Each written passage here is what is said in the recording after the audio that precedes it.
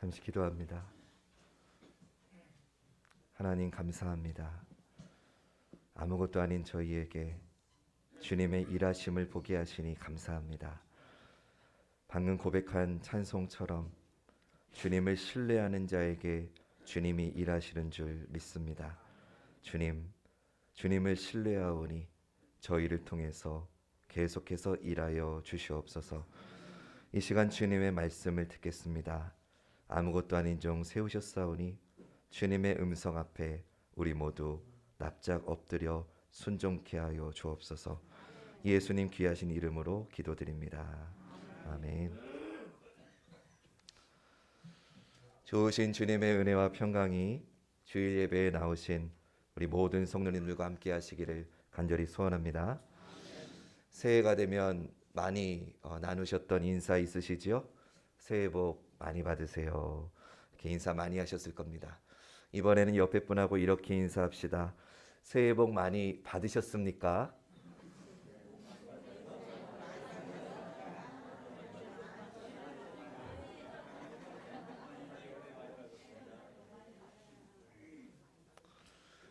다시 한번 인사할 때는 이렇게 인사합니다. 그 복 누구에게 받으셨습니까?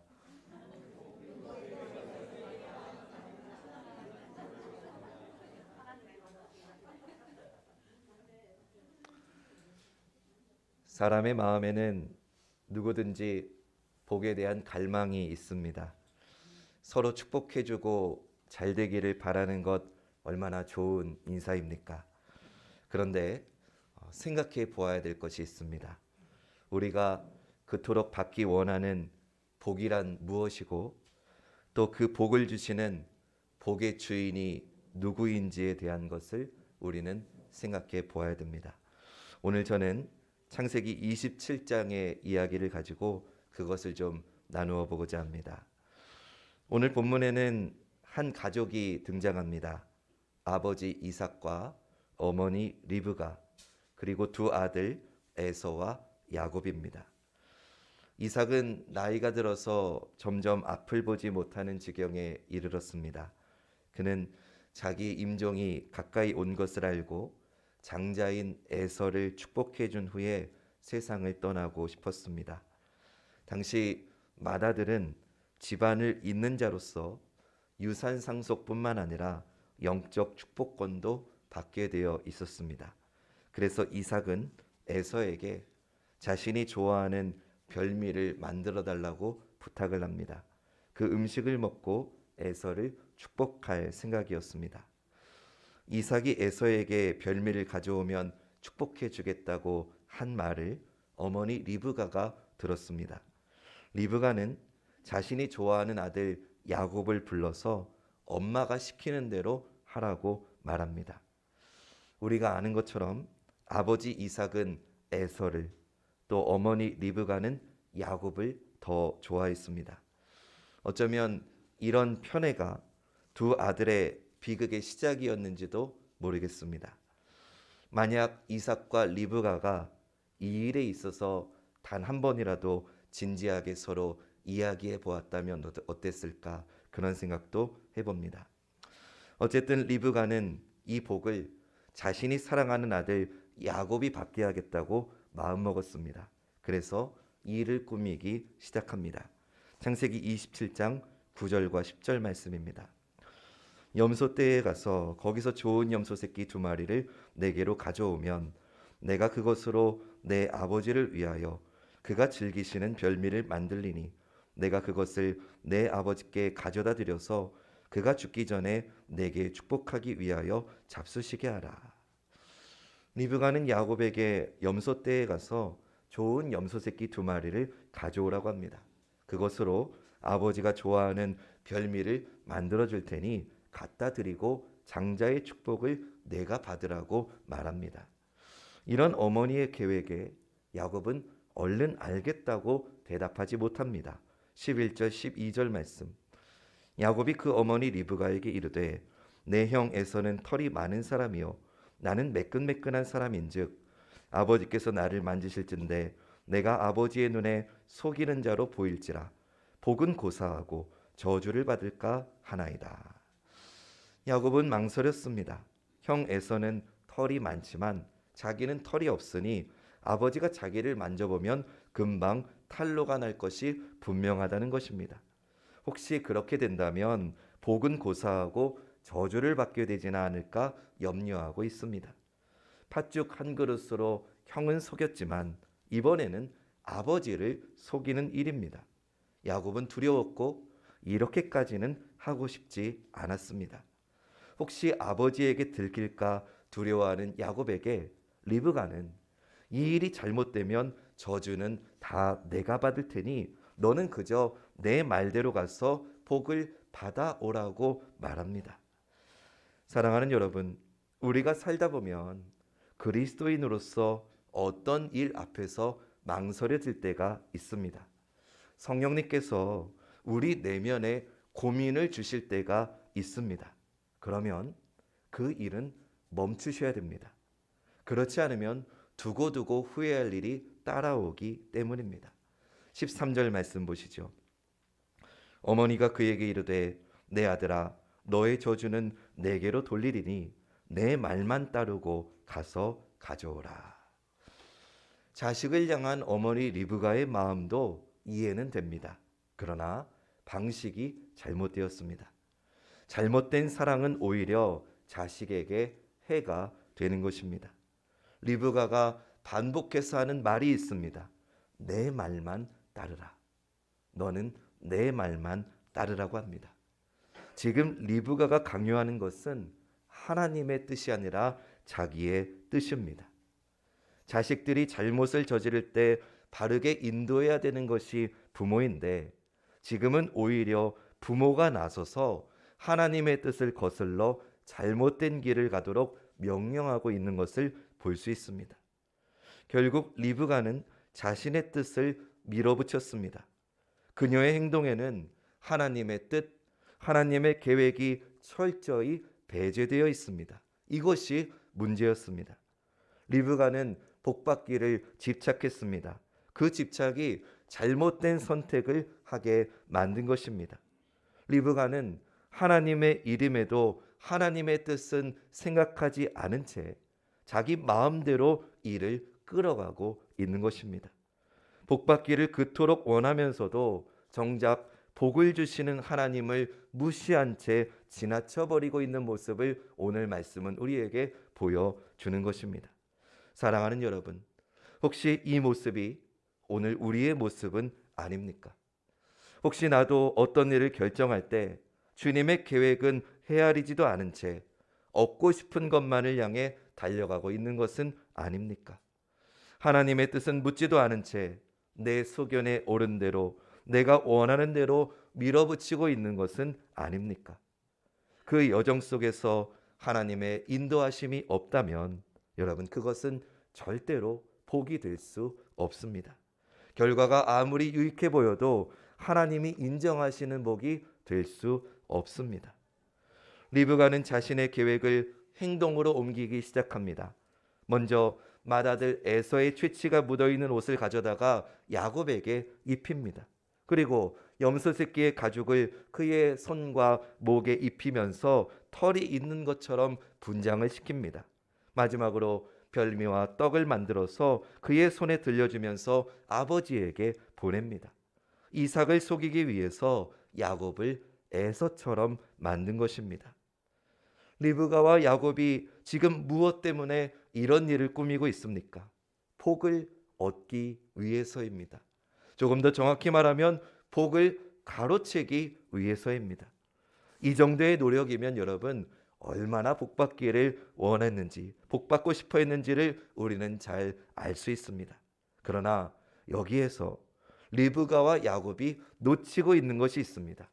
그것은 복의 주인이 누구인가에 대한 것입니다. 리브가와 야곱은 정신없이 복을 쫓느라고 복을 주시는 분이 하나님이시라는 사실을 까맣게 잊고 있는 것입니다. 사랑하는 여러분, 오늘 우리도 마찬가지입니다. 우리는 복을 먼저 구하기 전에 복의 주인이신 하나님을 먼저 구해야 됩니다. 우리의 신앙을 여러분 돌아보십시오. 하나님을 구하는 것이 아니라 하나님이 주시는 복을 구하면서 그것이 믿음인 줄 착각하고 있는 것은 아닙니까? 기억하십시오. 하나님보다 하나님이 주시는 복을 더 사랑하고 좋아하게 되면 그것으로 인해서 가족과 이웃이 힘들고 아파질 수 있습니다. 또 하나님의 근심이 될 수도 있습니다. 여러분, 진정한 복은 하나님을 갈망하는 것입니다. 할렐루야. 진정한 복은 하나님을 갈망하는 것입니다. 하나님이 우리를 위해 준비해 주신 것을 하나님의 뜻대로 받는 것이 참된 복입니다.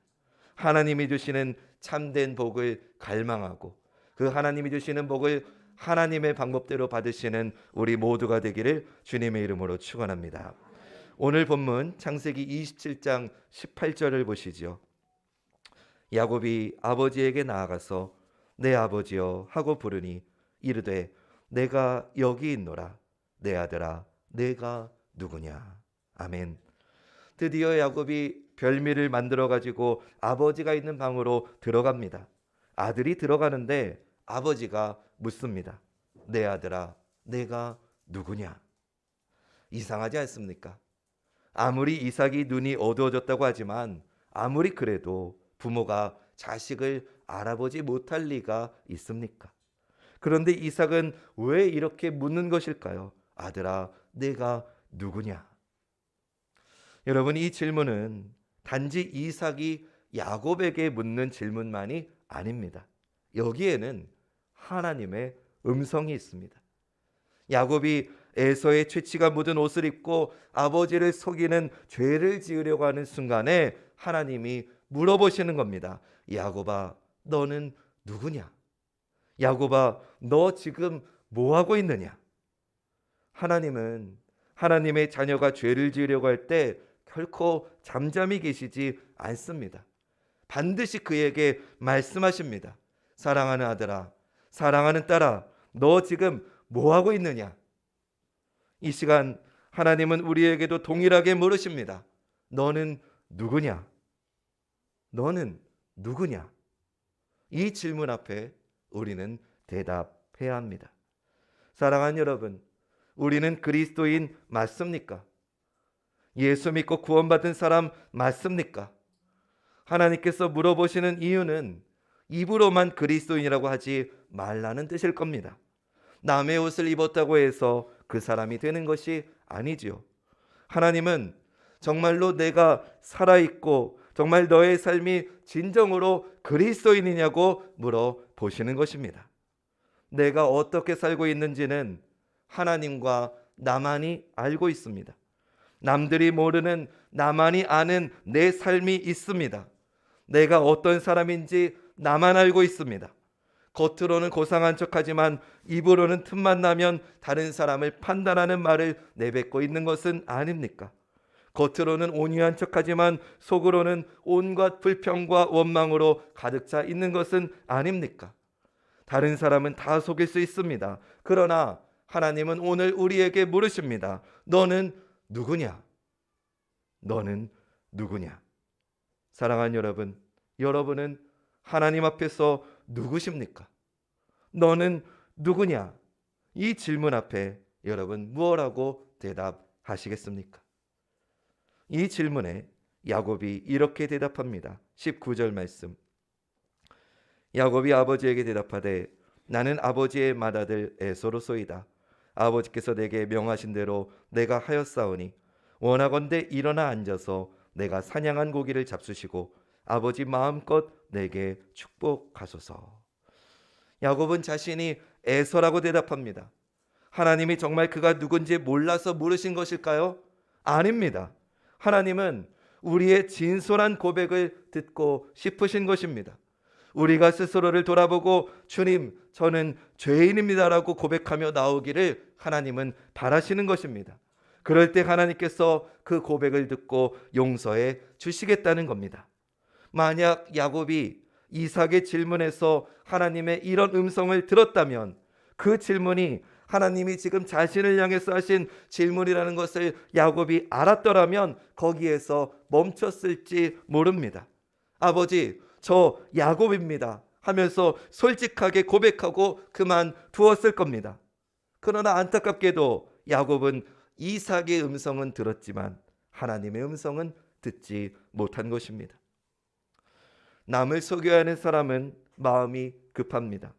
상대에게 들통이 나기 전에, 남이 알아차리기 전에 빨리 해치우고 나가야 하기 때문에 시야가 좁아집니다.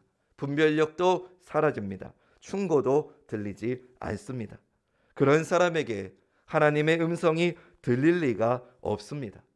사랑하는 여러분, 하나님은 우리가 죄를 지으려고 할 때 반드시 멈추라고 말씀하십니다. 살아있는 믿음은 그 음성에 반응하는 것입니다.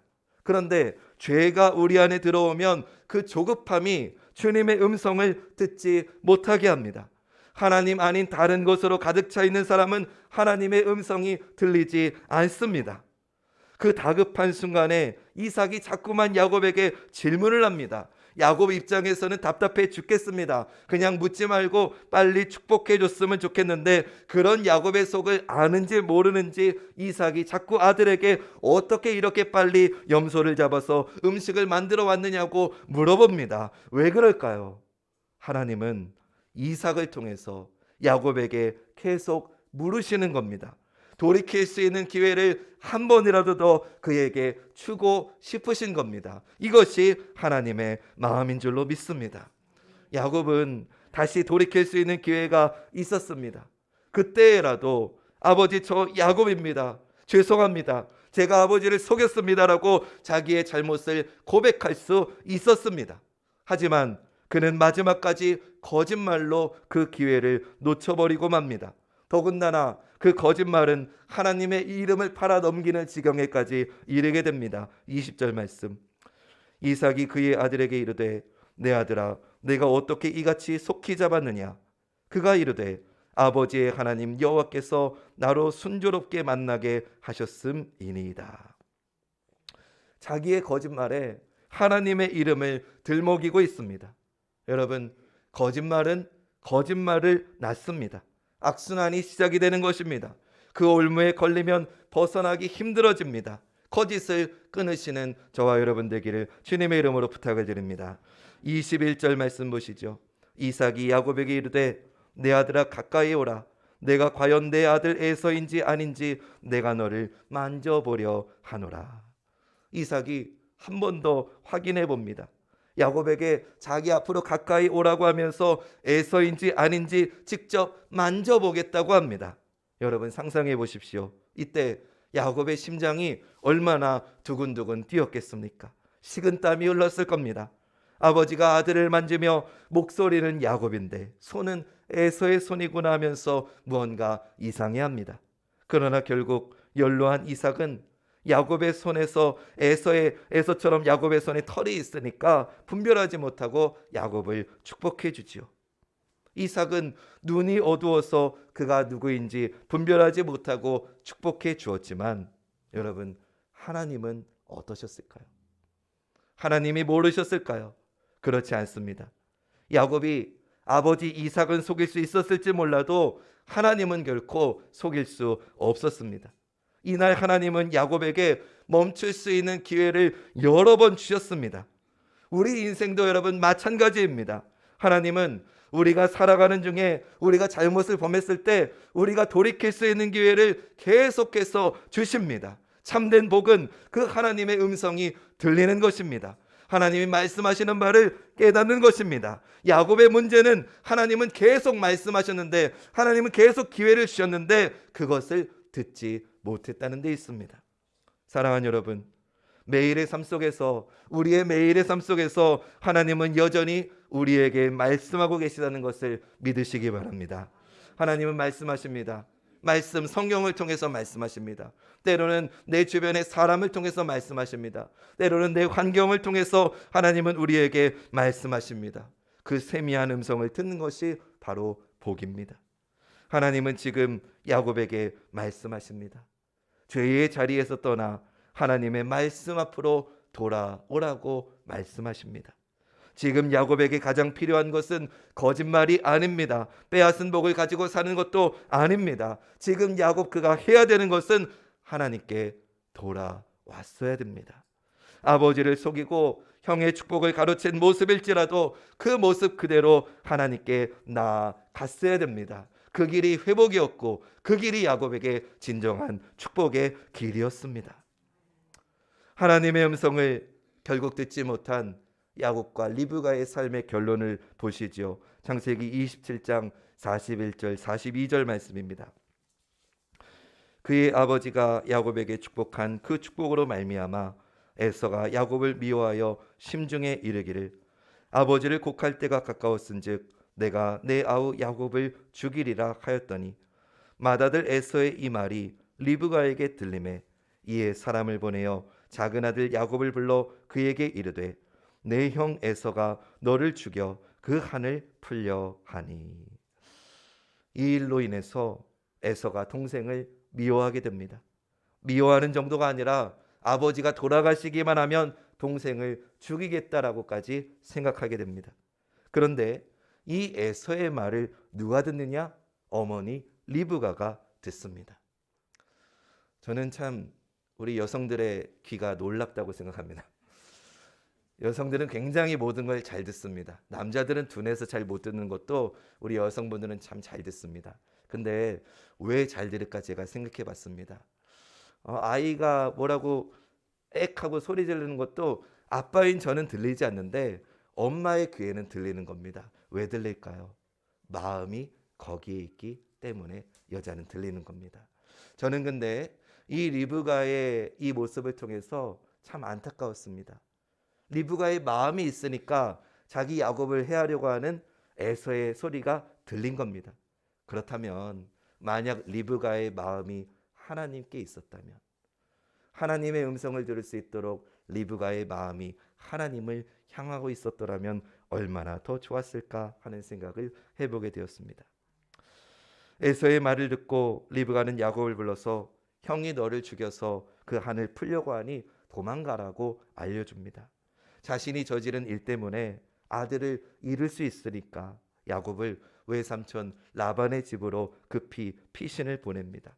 형의 화가 풀릴 때까지만 며칠 동안만 피해 있으라고 생각했을 겁니다. 그런데 성경을 보면 이날 이후 20년이라고 하는 시간 동안에 리브가가 그토록 사랑했던 야곱은 도망자의 신세의 삶을 살아야만 했습니다. 그리고 리브가가 그토록 사랑했던 야곱과의 만남은 바로 이 만남이 리브가의 생애의 마지막으로 그토록 사랑하는 야곱과의 마지막 모습은 바로 여기가 끝이었습니다. 사랑하는 여러분, 이것이 인간의 계획을 따른 결과입니다.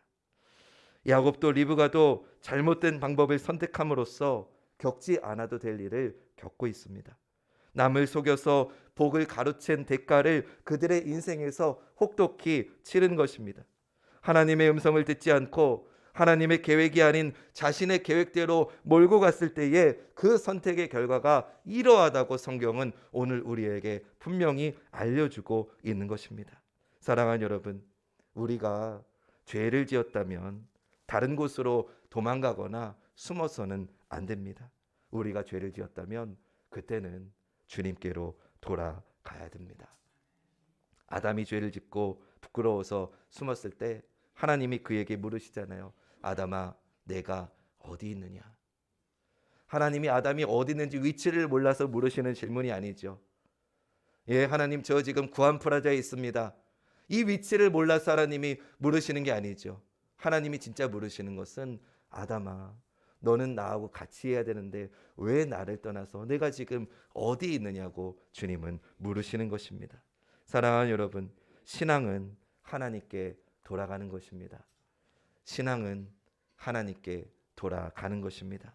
하나님은 돌아오는 자를 다시 품어주시는 좋으신 아버지이십니다. 하나님께 돌아가는 것이 복입니다. 삶의 여정 속에서 우리는 얼마든지 넘어지고 쓰러질 수 있습니다. 하지만 혹시라도 그런 순간이 찾아왔을 때 도망치고 숨는 것이 아니라 주님께로 돌아가시는 우리 모두가 되기를 주님의 이름으로 축원합니다. 지금의 내 모습이 어떻다 할지라도 그 모습 그대로 다시 하나님 아버지께로 돌아가시기 바랍니다. 그분께만 참된 평안과 안식이 있습니다. 그분께만 참된 기쁨이 있습니다. 복의 주인이신 하나님께서 은혜를 주시는 그 축복 안에 영원한 쉼이 있음을 기억하시기 바랍니다. 주님만이 우리의 참된 복이시고 주님만이 복의 주인이십니다. 그러므로 우리는 하나님을 먼저 구해야 합니다. 하나님을 먼저 구하는 우리 관악중앙교회가 되시기를 주님의 이름으로 축원합니다.